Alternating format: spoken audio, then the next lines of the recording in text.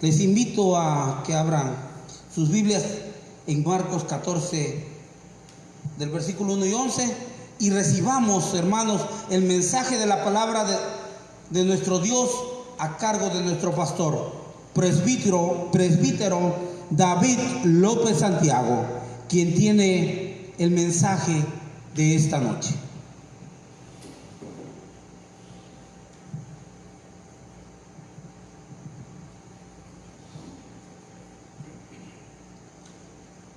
Agradecemos nuevamente a nuestro Dios por esta gran bendición que nos da de poder alabar y glorificar su nombre desde estos lugares. Y les envío un saludo a todos ustedes que nos están siguiendo a través de este medio. Una bendición poder estar nuevamente con ustedes y poder compartir la palabra de nuestro Dios, enviándoles un saludo a todos aquellos que nos están siguiendo en cualquier lugar. Hemos dicho en varios lugares, esta iglesia tiene una congregación allá en la colonia José Fuentes Pantoja, también tiene una misión allá en Coachín, donde nos están mirando en estos momentos. Enviamos un saludo, pero también están nuestros hermanos allá en Acatlán de Pérez, Figueroa, Oaxaca, y les envío un saludo y les envío con mucho gozo, mucha bendición para esta pequeñita. Envío un abrazo fuerte para Ruth. También nuestros hermanos allá en Tetela, Oaxaca, también nos están mirando. Enviamos bendiciones. Sé que nos están mirando en los Estados Unidos, sé que nos están mirando en el estado de Puebla y en el estado de Oaxaca también nos están mirando. Tenemos esta bendición de que nos estén siguiendo a través de este medio. Envío un saludo, un abrazo fuerte para todos ustedes que nos están siguiendo. Es una bendición poder estar desde este lugar llevándoles el mensaje, la palabra de nuestro Dios. Y el domingo les dije que íbamos a tener una secuencia cronológica para que nosotros sepamos qué fue haciendo cada día, porque esto siempre va a haber una pregunta: ¿y qué hizo tal día? ¿Y qué hizo otro día? ¿No? Entonces, ¿cómo sabemos que hoy es miércoles de retiro? Bueno, la Biblia nos dice que Jesús se retiró, se fue a Betania. Ahorita vamos a ver estos detalles y cómo nosotros llegamos a saber que efectivamente fue ese día, el día miércoles, el que se fue a Betania. Y yo quiero que ustedes tengan su Biblia ahí abierta en el Evangelio de Marcos, pero también quiero que si ustedes van tomando nota, en algunos les gusta tomar nota porque saben que posteriormente esto nos va a ayudar. Entonces, si tienen libreta y se sienten cómodos ahí donde están, pues me gustaría que ustedes tomaran datos para saber el por qué nosotros creemos que es el día miércoles la actividad que hoy se va a realizar. Ahorita vamos a ver. Entonces ya buscaron lo que es el Evangelio de Marcos, capítulo 14, y vamos a ver de lo que se leyó del versículo 1 hasta el versículo 11. Mi hermano Sócrates Paz León, quien es el que está dirigiendo el orden de culto, les invitó para que buscaran en sus Biblias. Y ahí vamos a mantener nuestras Biblias abiertas porque el pasaje donde lo vamos a tomar hoy es 14, versículos 1 al versículo 11. Quizás estén ustedes mirando aquí que tenemos que estar buscando en la Biblia para ir certificando.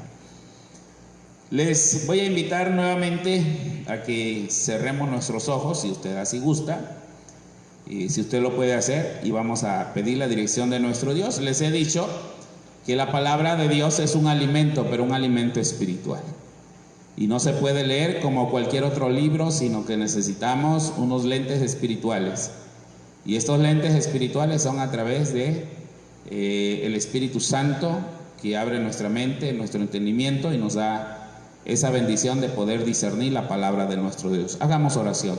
Señor y Padre, en estos momentos yo te pido tu bendición, tu ayuda, para que seas tú el único que abras nuestros corazones, nuestros pensamientos, y nuestros ojos puedan ir entendiendo, Señor, tu palabra cuando la vamos leyendo, y ese entendimiento que tú has abierto a los discípulos, lo abras también a nosotros y podamos ir aprendiendo tu palabra. Señor, es una semana donde vamos siguiendo cada una de las actividades realizadas durante esta última semana que estuviste en la tierra.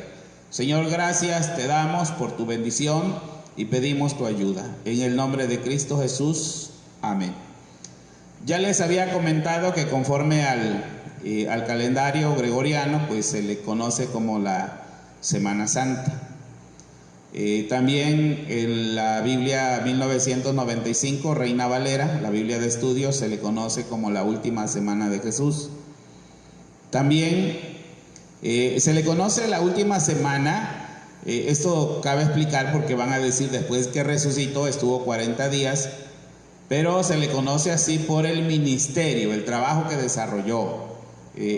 Por eso se le conoce de esta forma. Entonces, hoy vamos a ver esto, porque aquí habla acerca, el versículo 1, el 14, versículo 1, porque nosotros le decíamos que le conocemos como Pascua de Resurrección. Esto porque inicia con las fiestas de la Pascua y termina con la resurrección. Tienen sus Biblias ahí. El versículo 1 dice: 2 días después era la Pascua y la fiesta de los panes sin levadura, y buscaban los principales sacerdotes y los escribas cómo prenderle por engaño y matarle. Ahora, ¿cómo sé que esta que vamos a meditar o que vamos a aprender era el día miércoles? Y vamos a auxiliarnos de otro pasaje bíblico, esto anótenlo, los dos pasajes, que se encuentra en Mateo 26, Mateo 26, ahí nosotros podemos ayudarnos para ver lo que es esto que les estoy diciendo. Mateo 26, versículo 2, es la misma situación, es lo mismo que está aconteciendo, es el mismo relato, y dice aquí: sabéis que dentro de 2 días se celebra la Pascua, y el Hijo del Hombre será entregado para ser crucificado. Durante 2 días se celebra la Pascua y el Hijo del Hombre será entregado para ser crucificado. Como nosotros entendemos, dentro de 2 días, y les invitamos, aprovechamos para invitarles que el día viernes a las 12 del día estaremos, si Dios nos permite, transmitiendo también en vivo acerca de lo que es la crucifixión de nuestro Señor Jesucristo. 2 días después era la Pascua, dice Marcos 14:1, y la fiesta de los panes sin levadura. La expresión celebrar la Pascua obviamente se refiere aquí a comer el Cordero Pascual el día jueves o el día 14 del mes de Nisan. Y esto se los decía yo porque ya lo hemos explicado el día domingo en la noche. Estuvimos mencionándoles cómo es la celebración de la Pascua, y aquí nosotros podemos frenarnos un poquito y preguntar ¿en qué día era? Bueno, una de las cosas que nosotros debemos de entender es que nosotros conocemos los días por 24 horas, pero a diferencia del calendario judío, es que nosotros el día inicia a las 0 horas. Esto es, en otras palabras, a las 12 de la noche. En el calendario judío, los días iniciaban al caer la tarde. O sea, a las 6 de la tarde, cuando se ocultaba el sol, iniciaba el nuevo día. Para que podamos entender aún todavía mejor, podemos pensar que ya a esta hora del día, para el calendario judío, ya no es miércoles, sino que ya ahorita empezó a nacer o a empezar el día, pero el día jueves. Entonces ese es un problema que a veces nos trae conflicto a nosotros dentro de nuestra interpretación bíblica, pero dentro de 2 días ya se va a celebrar la Pascua, según lo tenemos aquí, y la celebración de la Pascua tenía 2 cosas. Bueno, en la Pascua se terminaba la celebración de la Pascua, o sea, ellos terminaban de comer el cordero asado, que era el requisito, terminaban de comer el cordero asado e iniciaban la celebración de la fiesta de los panes sin levadura. Siempre les he dicho a mis hermanos de aquí de la iglesia que los judíos o el pueblo de Dios era muy fiestero, y eso lo debemos de tener muy en cuenta, porque luego las personas que no nos conocen a nosotros pues piensan que nosotros vivimos una vida amargada, una vida aburrida. Y si en realidad nos vamos a la Biblia, pues la Biblia habla de muchas fiestas. Ahora, imagínense que el cordero, para que nosotros nos sorprendamos, el cordero asado solamente se admitían 10 personas por cordero. No podían comer más. Ahora, en nuestra actualidad, imagínense ustedes que nosotros vamos a comer 10 personas un cordero. Yo no sé si alguna vez ustedes se pueden imaginar, porque luego matamos un cordero, un borrego como le llamamos nosotros, y estamos pensando invitar a 100 personas o a 50 personas, por si le queremos dar el doble, ¿verdad? 50 personas, pero aquí habla de que solamente 10 personas. ¿Pueden ustedes imaginarse la cantidad que ellos comían? 10 personas para comerse un cordero. Ahora, después que terminaban la cena, ya ellos estaban preparándose porque venía la fiesta otros 7 días. Y a esta fiesta se le llama panes sin levadura. Entonces eran muy fiesteros, ya habían venido desde antes, imagínense, ya tenían una semana de estar ahí en Jerusalén. Y a lo mejor para los que no tienen este dato se les va a hacer un poco exagerado, pero según la historia, o sea, los historiadores, Flavio Josefo, dice que era más o menos 3 millones de personas que llevaban a Jerusalén. Imagínense cuánta cantidad de gente llegaba a Jerusalén, eran multitudes. Ahora, cuando habla acerca de la fiesta de los panes sin levadura y la fiesta de la Pascua, había otra fiesta, o que ellos estaban esperando, también se le conocía como la fiesta agrícola, que esto marcaba la recolección de la cosecha de cebada.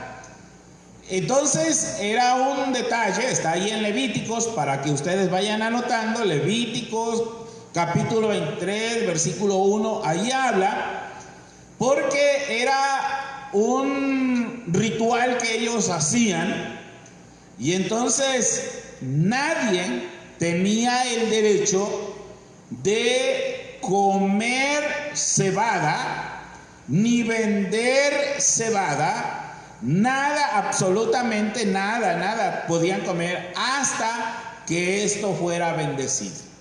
Esto es algo muy hermoso, porque de repente a nosotros se nos olvida todo esto.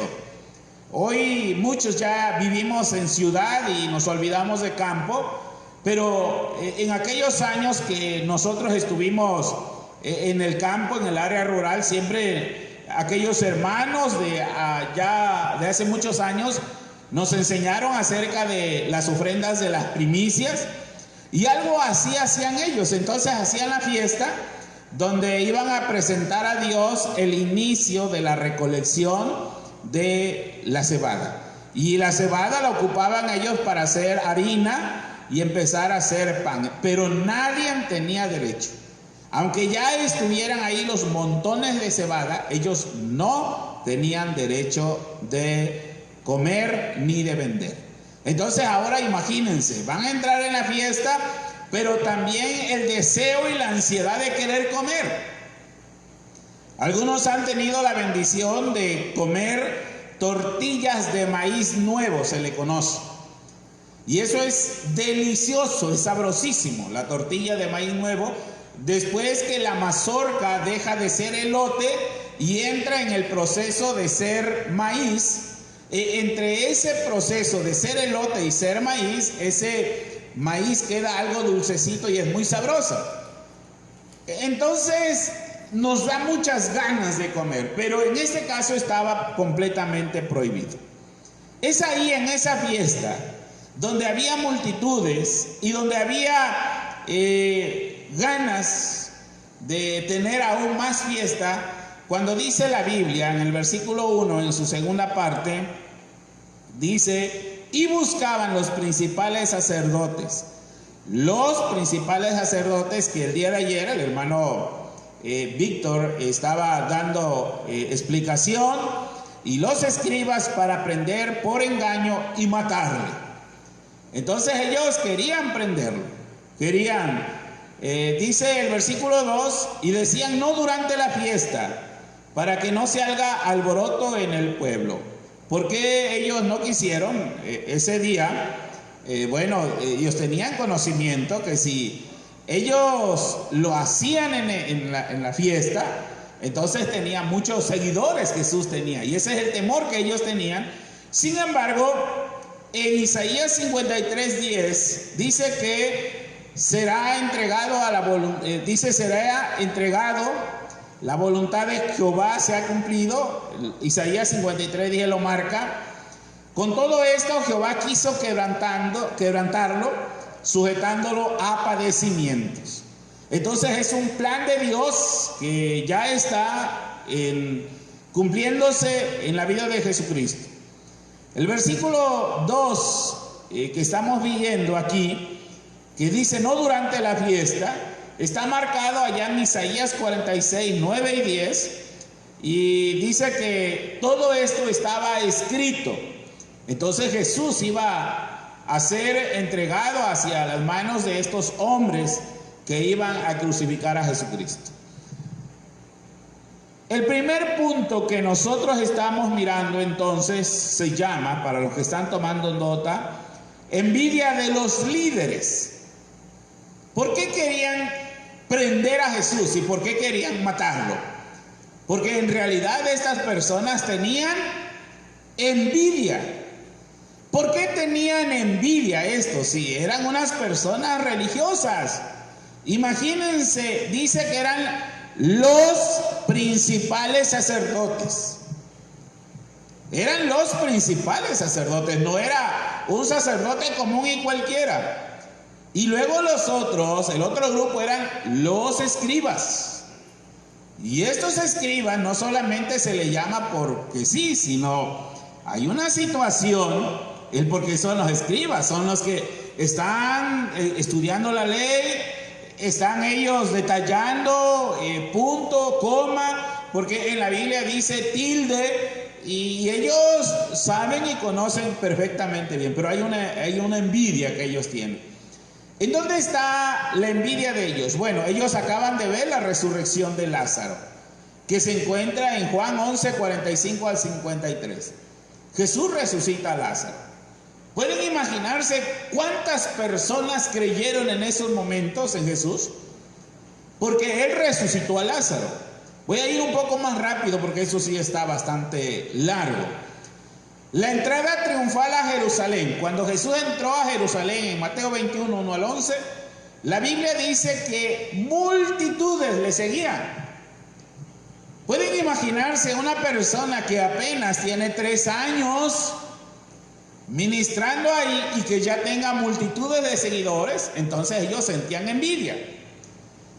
Sentían envidia ellos porque Él fue a purificar el templo, que es lo que vimos el día lunes, la purificación del templo. ¿Y con qué autoridad? ¿Quién te dio esa autoridad para que vengas y hagas limpieza en el templo?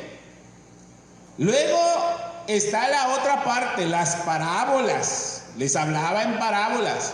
Y esto era un golpe muy duro para los escribas y los fariseos, los herodianos, los saduceos, todos esos que estaban ahí.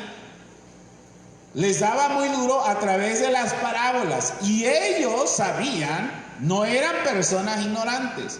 Ellos sabían que estaba hablando de ellos en cada parábola que decía.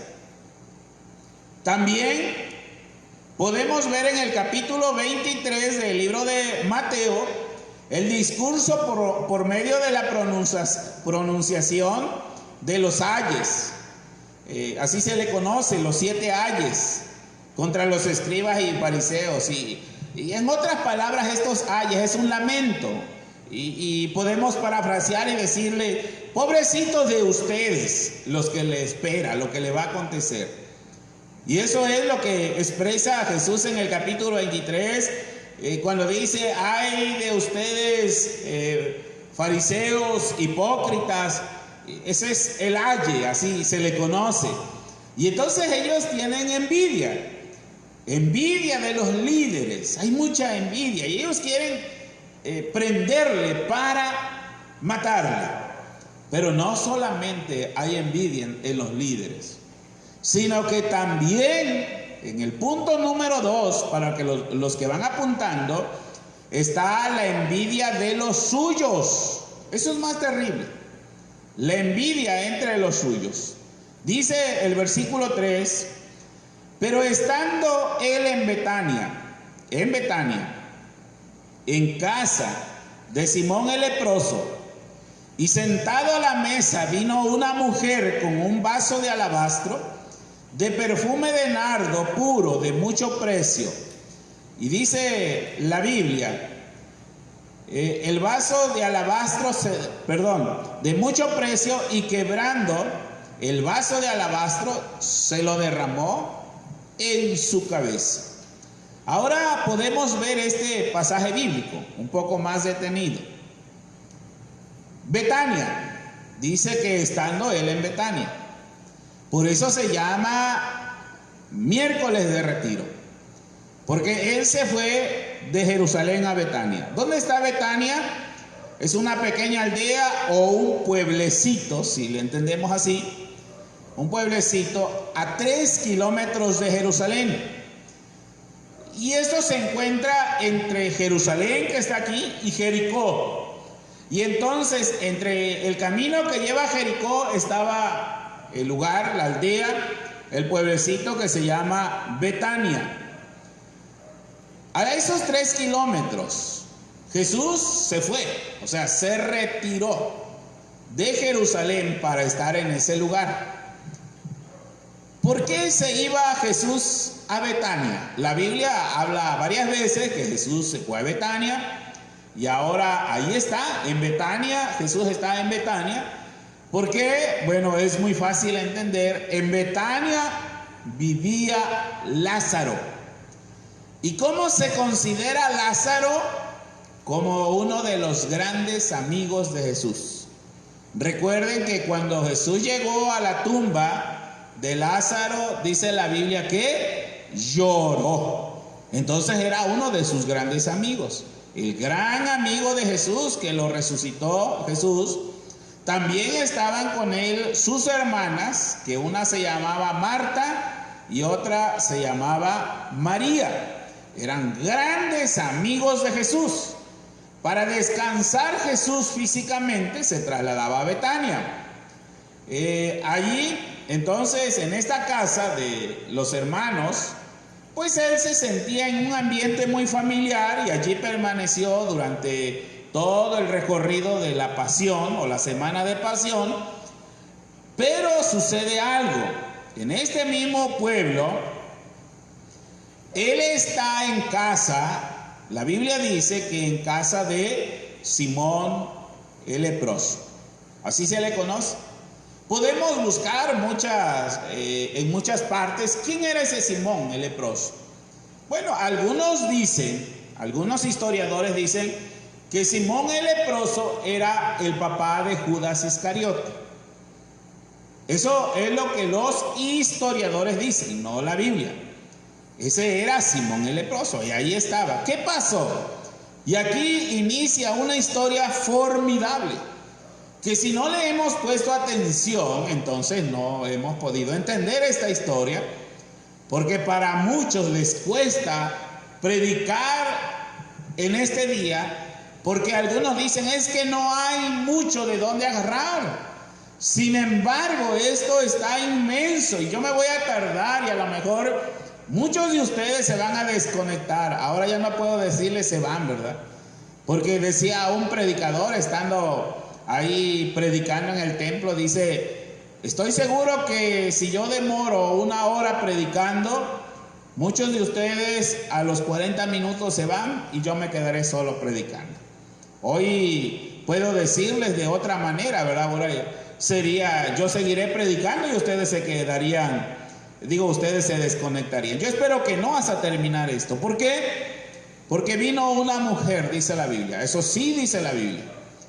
Vino una mujer. ¿Quién era esta mujer? Nos muestra, según Juan capítulo 12, versículo 3. Juan capítulo 12, versículo 3. Yo voy a ir buscando, pero también ustedes busquen. Aquí es un poco más incómodo estar buscando los pasajes bíblicos, pero ustedes sí tienen ahí más comodidad. Busquen Juan capítulo 12, versículo 3, dice: entonces María tomó una libra de perfume de nardo puro de mucho precio y ungió los pies de Jesús y enjugó con sus cabellos, y la casa se llenó de olor de perfume. ¿Quién era esta mujer? Ya nos lo describió aquí el pasaje bíblico, y ya ustedes pueden entender quién era esta mujer. Esta mujer era María. Esta mujer era María de Betania. Pero cuidado, hay una historia allá en Lucas capítulo 7, versículo 36 al 50, que es muy parecida a esta. Pero no vayamos a confundirnos. Esta mujer se llama María, según la historia del Evangelio de Juan. No es aquella mujer pecadora, donde menciona Lucas capítulo 7, versículo 36. Si ustedes van y buscan este pasaje no tiene apoyo para ir a otros pasajes bíblicos, porque es un caso único. Es cuando allá se va a reclamar Jesús, o le va a enseñar Jesús también al dueño de la casa algunas cosas que él está así como no muy convencido. El perfume era un extracto, dice Juan 12:3, un extracto de nardo puro. El nardo, para que tengamos una idea, el nardo era un arbusto que es de la familia de árboles, no precisamente un árbol, sino un arbusto que se denomina Pistacia terebinthus. Pistacia terebinthus. Esta crece, quizás no lo conocemos nosotros, crece allá en Chipre, en Siria, en Israel y todos sus alrededores, y que da una resina con olor muy fragante, con muy poquita cantidad. Entonces, cuando se mezcla esta resina con la fragancia de los perfumes, es algo sumamente maravilloso. Ahora, también menciona que el alabastro, si ustedes tienen ahí, dice que lo trajo, ahí dice el capítulo 14, porque estamos en Marcos 14, y quebrando el vaso de alabastro lo derramó sobre su cabeza. Ahora vamos a ver, ¿qué era el alabastro? Me quedé sorprendido y envío un saludo a mi hermano Samuel Morales, porque él fue el que me enseñó esto. A lo mejor algunos de ustedes se van a reír de mí, pero yo no sabía que el vidrio se hacía de arena. A lo mejor muchos también no saben esto. La arena se llama sílica, si no me equivoco. Una arena que se llama sílica. Y dentro del proceso ahora se hace vidrio. Y entonces entendí por qué las cosas en vidrio saben mejor que en las de plástico, ¿verdad? Porque viene tierra. Es igual que una salsa en un molcajete y una salsa en una licuadora. Es completamente diferente y tiene su porqué. Entonces, el alabastro era un material con que se hacían recipientes para perfume, pero era una piedra muy costosa. No crean que era algo sencillo, no. El alabastro era una piedra muy costosa y cuando hacían el recipiente lo hacían transparente. Entonces, me da una imaginación que era como un frasquito de vidrio. Pero que también este material era costoso y solamente lo ocupaban para hacer recipientes de perfumes muy caros. Y ahorita vamos a ver cuánto de caro es. Ahora, viene esta mujer y perfuma a Jesús. ¿De qué manera? ¿O por qué lo hizo? Según las costumbres, vamos a ver las costumbres, el por qué. Era costumbre echarle unas gotitas de perfume a un invitado cuando llegaba a casa o cuando se disponía a comer. Son costumbres. En cada región tienen su costumbre. Entonces, esta mujer, los de casa, aparte de lavar los pies del visitante, pues también ponían algunas gotitas de aroma. Ahora, en la parte oriental tenían costumbres que cuando se usaba un recipiente o un vaso con un invitado distinguido, era una persona distinguida, se rompía para asegurarse de que nunca lo usaría ninguna persona. Esto es interesante. Siempre me causó mucho impacto aquella ilustración o aquella buena enseñanza. No fue mentira, es real. Cuando en una reunión de la Organización de las Naciones Unidas estaba uno de la India, y cuando se sentaron a comer, dicen que este hombre empezó a comer con su mano y se llevaba la comida a su boca con la mano. Y entonces fue uno de sus compañeros y le dijo que no comiera así, porque para eso estaba la cuchara. Y él contestó de esta manera: esta cuchara la han metido en muchas bocas y no sé si la han desinfectado como debería de ser. Y mis manos, mis dedos, estoy seguro que yo los desinfecté. Entonces él tenía la seguridad. En esta costumbre se rompía para que nadie lo usara. Entonces es algo que son costumbres y muy buenas, pero también era costumbre, y aquí ya viene lo que Jesús le dijo, veamos en el capítulo 14, para que no estemos aquí dudando. Dice el versículo 4: y hubo algunos que se enojaron dentro de sí y dijeron: ¿para qué se ha hecho este desperdicio de perfume? El 5 dice: porque podía haberse vendido por más de 300 denarios y haberse dado a los pobres, y murmuraban contra ella. Pero Jesús dijo: dejadla. ¿Por qué la molestáis? Buena obra me ha hecho.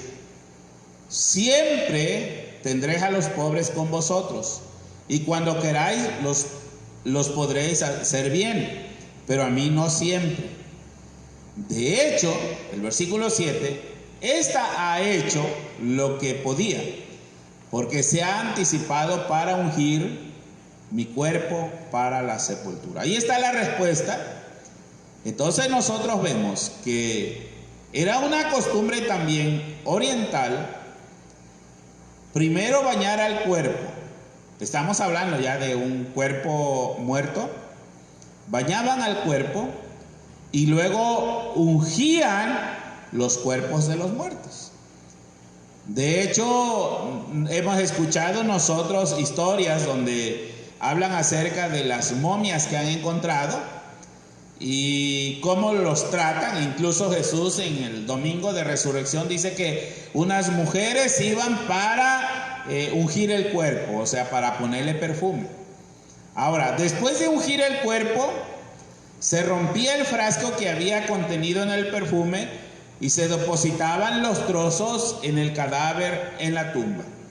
O sea, era cosa de que nadie jamás podría usar este depósito, este recipiente. Ahora, la Biblia dice que esto tenía un costo de 300 denarios. Así dice la Biblia. Por eso es que los discípulos se enojaron. Ahorita vamos a ver quiénes. Los discípulos se enojaron. 300 denarios. ¿Qué son 300 denarios? ¿Cuál será el perfume más caro que has comprado? No voy a decir comerciales aquí, ¿verdad? Pero ¿cuál es el perfume más caro que has comprado? Y ya corrió en tu mente y dijiste, bueno, el más caro que yo he comprado es de 1,000, 1,100, 1,500. A lo mejor algunos de 4,000, de 5,000. No sé, es conforme a las posibilidades. Algunos de nosotros, pues el más caro será 250, ¿verdad? En nuestra actualidad, y algunos más dirán, no, pues hasta donde llega a mi bolsillo son de 100 pesos, ¿no? Depende, ¿cuánto era? Pero ¿cuánto era 300 denarios? Les voy a dar más o menos en nuestra actualidad. 300 denarios era, o la cantidad que asumía, era el salario de una persona, de cualquier persona, de un año. En un año una persona ganaba 300 denarios. Eso es lo que ganaba una persona, 300 denarios. Ahora, para que tengas una idea, en nuestro México, donde nosotros estamos, en el año 2020, y fue algo muy bonito, que dijeron que subiera el 20% al salario mínimo. Y el salario mínimo en México, en este año, es de 123 pesos punto 22 centavos. Ese es el salario, 123.22, salario mínimo. Estamos hablando del salario mínimo. Si multiplicamos 123.22 por 300, y si tú tienes alguna otra información que espero que no vayamos a chocar, pero vamos a multiplicarlo por 300, me está dando una cantidad que el perfume que derramó esa mujer en la cabeza de Jesús tenía un costo de 36,966 pesos. En pocas palabras, este perfume costaba un promedio de 37,000 pesos. Si tú quisieras darle algo a Jesús, entonces estamos hablando de una cantidad de 37,000 pesos. Muchas de las veces lo que le damos al Señor es muy poco, esta mujer. Pero imagínense que nos vayamos a España y lo multipliquemos por euros. 300 denarios, o el salario de una persona todo el año multiplicado en euros. Entonces, que alguien le diga, me envían un nardo de allá de Francia, porque los olores fragantes vienen de allá de Francia, ¿verdad? Y alguien le diga, pues este vale lo que es el salario de un trabajador de un año. ¿Cuánto sería? ¿Pueden imaginarse? Bueno, es para que tengamos una idea. ¿Qué es lo que podemos aprender nosotros?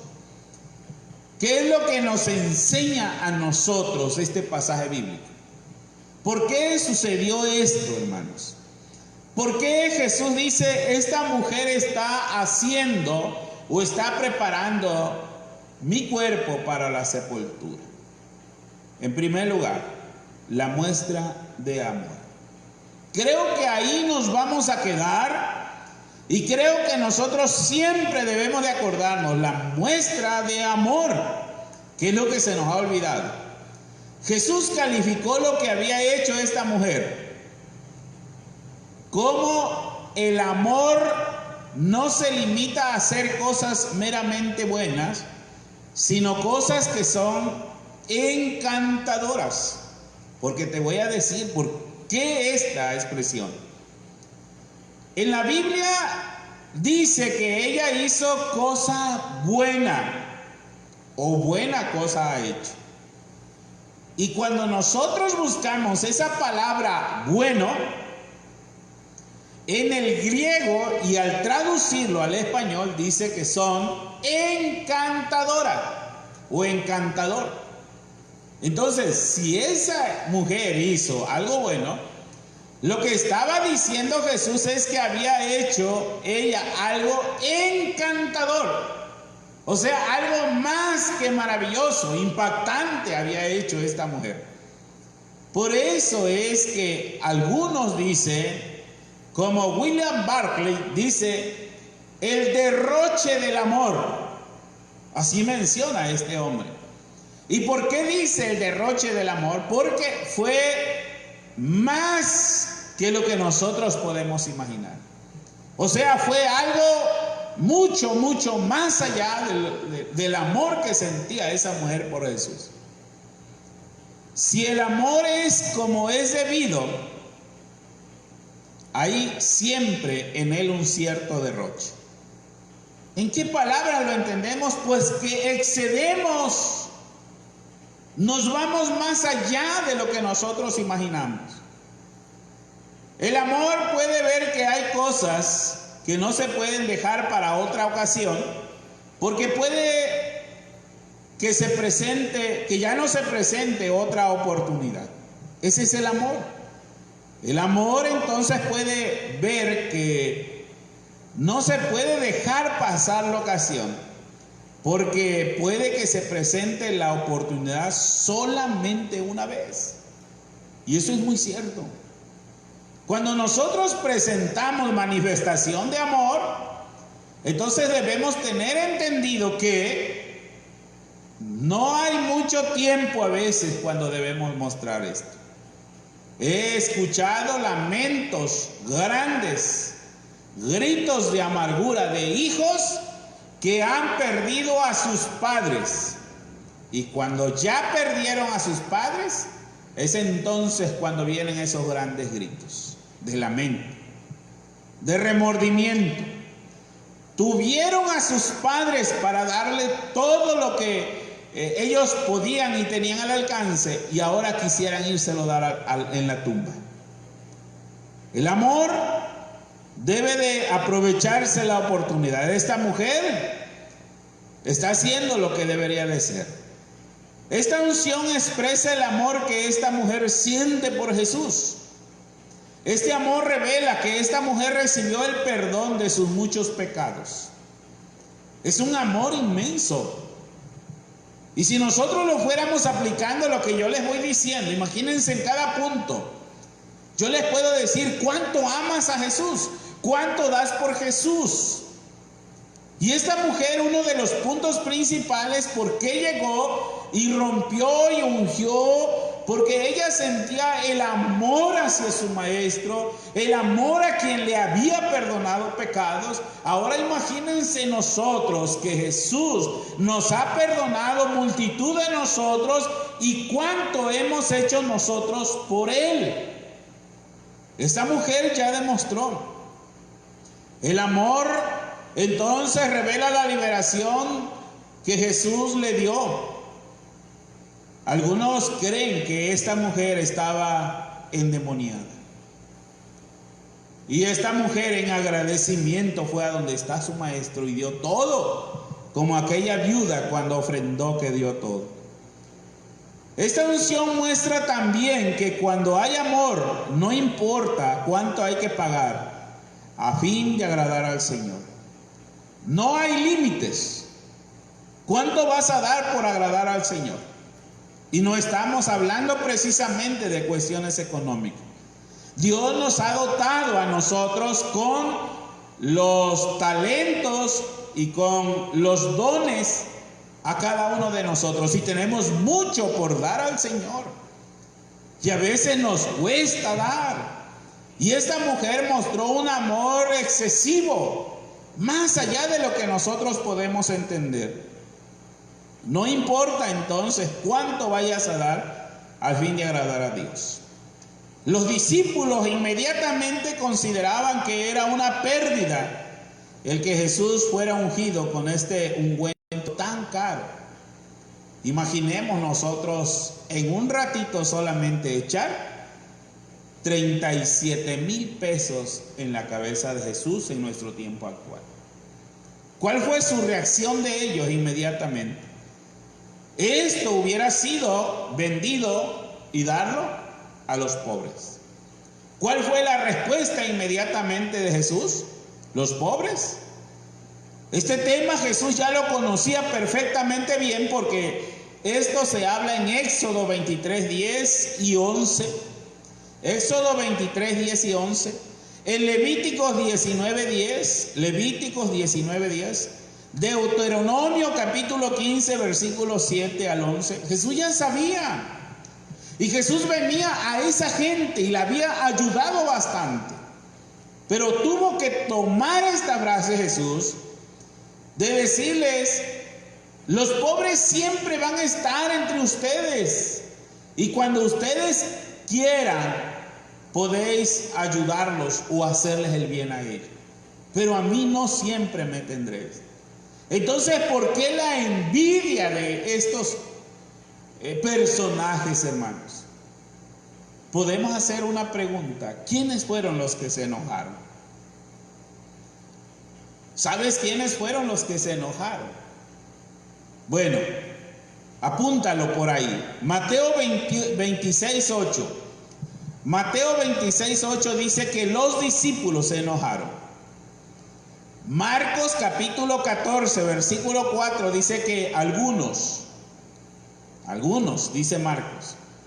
Juan capítulo 12, versículo 4 dice que fue Judas.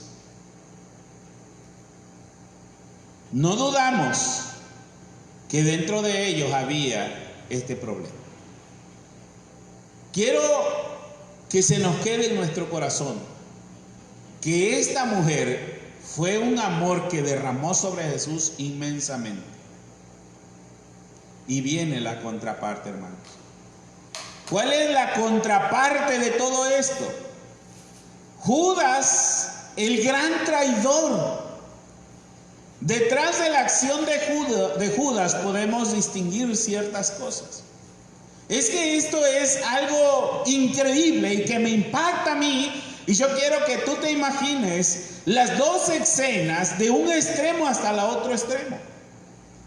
Una mujer que no le importa cuánto va a gastar, una mujer que no le importa lo que es el costo, porque ella tiene amor a Dios, a Jesús.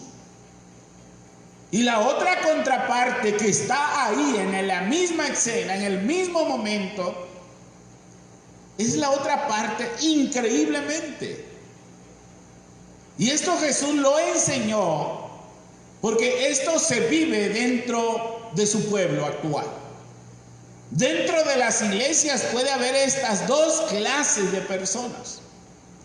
Una que es muy dada a darle todo al Señor porque está muy agradecida. Pero la otra parte es la dureza. ¿Qué pasó con Judas? Y lo vamos a ir viendo, si quieren ustedes, por puntos. Judas, en primer lugar, había codicia. El deseo del dinero puede llegar a ser algo terrible y cegar a la descendencia y la honradez y el honor. El deseo de dinero puede llegar a ser algo terrible, hermano, y cegar la honradez y el honor. Nos puede cegar el deseo. El apóstol Pablo le dijo a Timoteo que la raíz de todos los males, no le dijo que es el dinero, sino que la raíz de todos los males es el amor al dinero. Esa es la raíz de todos los males. Ahora, ¿por qué les hablo acerca de la codicia que había en Judas? Según Juan 11:57, si tú lo vas a apuntar ahí, Juan 11:57 dice: y los principales sacerdotes y los fariseos habían dado orden de que si alguien supiese dónde estaba, lo manifestase para que lo prendiesen. Y ya se han de imaginar ustedes, como decimos nosotros coloquialmente, el gusanito que había en Judas. Me van a dar cierta cantidad. Si yo entrego a Jesús, va a haber dinero. Esto es muy común. Hoy vemos cartelones, notificaciones. Se dará la gratificación o se dará una recompensa a quien dé informes.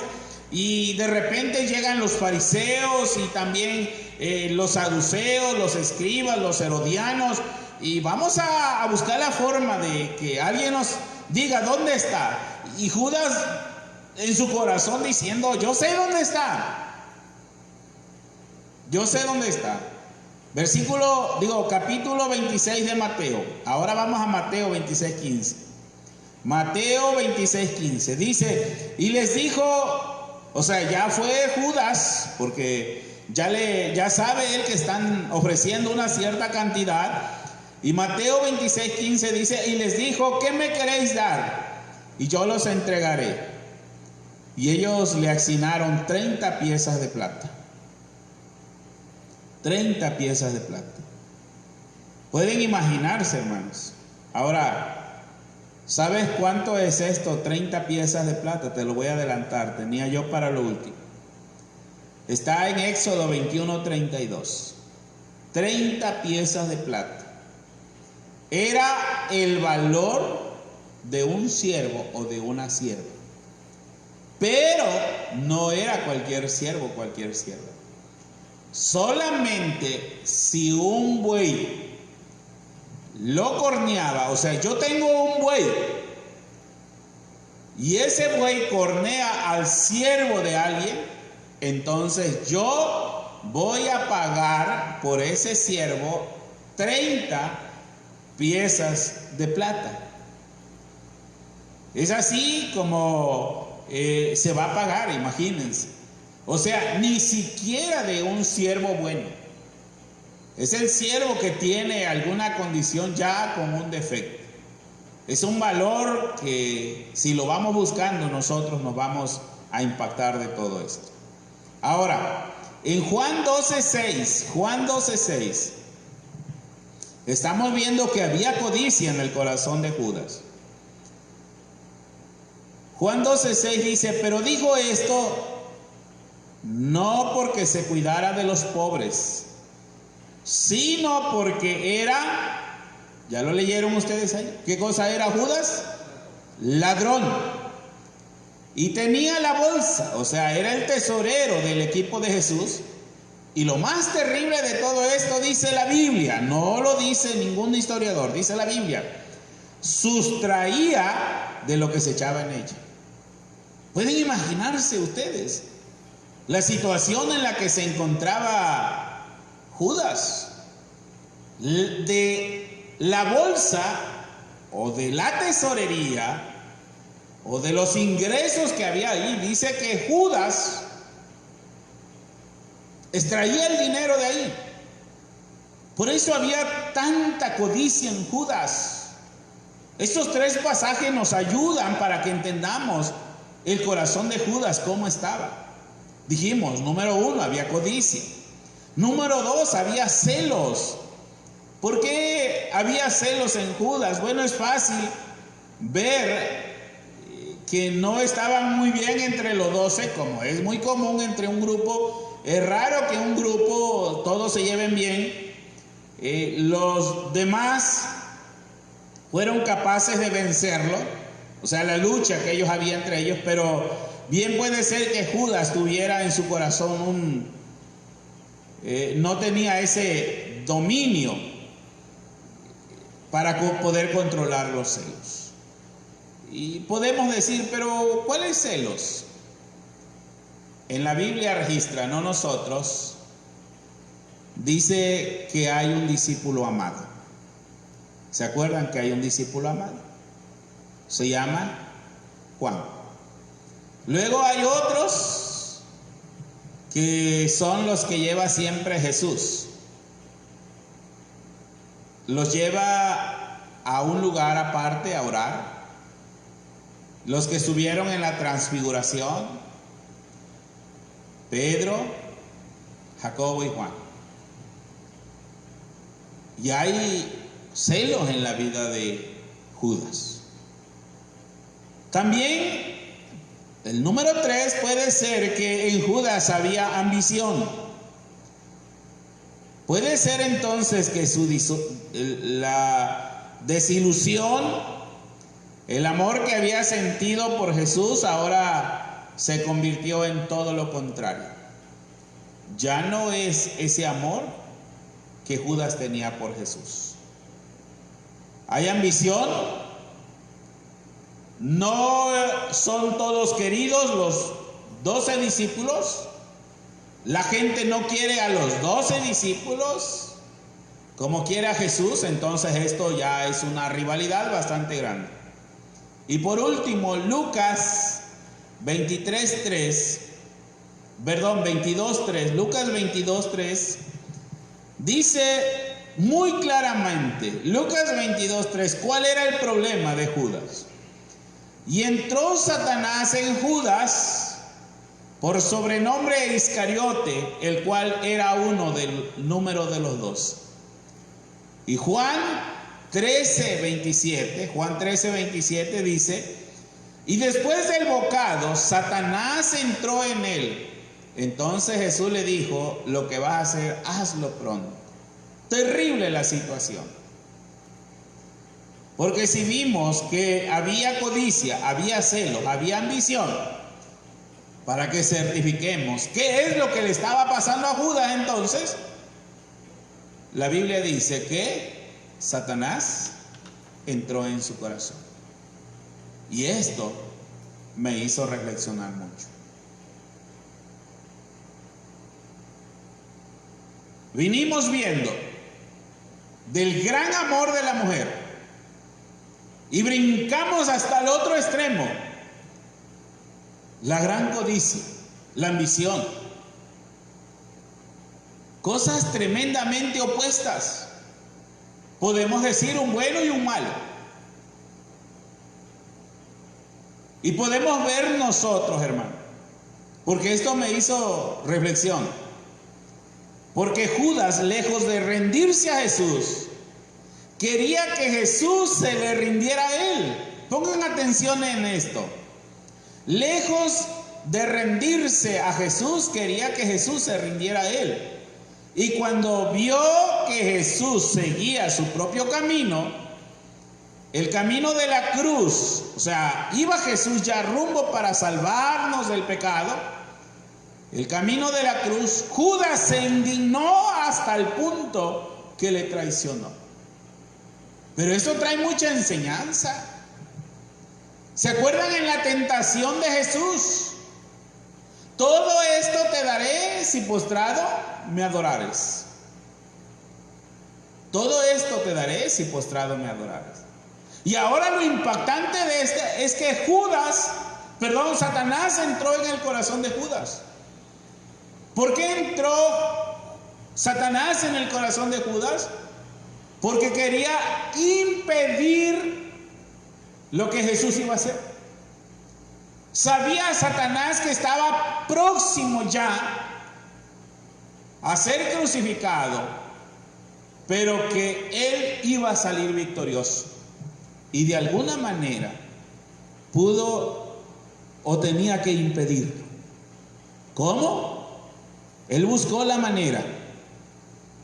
Ahora, puedo yo decirte, para que terminemos ya, las dos acciones opuestas, con mucha enseñanza por un lado acerca del amor que se derrama al ofrecerlo a Jesús. Y por el otro lado, la envidia, los celos, la codicia, la ambición, llevó a perder ese amor. Me quedé pensando, si tú no tienes amor hacia Jesús, entonces, ¿qué hay en tu corazón? Si tú no has llegado a entender y comprender ese gran amor hacia Jesús, ¿qué cosa es lo que hay en tu corazón? En el corazón de esa mujer estaba Jesús. Y en el corazón de Judas estaba Satanás y lo traicionó. Hoy me gozo cuando veo imágenes en diferentes partes del mundo. Gente de rodillas, gente levantando manos, gente orando con la familia, gente ayunando, círculos de oración.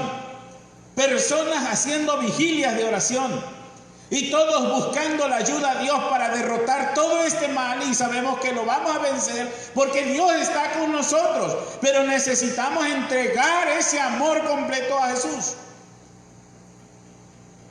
No dejemos que Satanás venga a invadir el lugar que tiene Jesús en cada uno de nuestros corazones.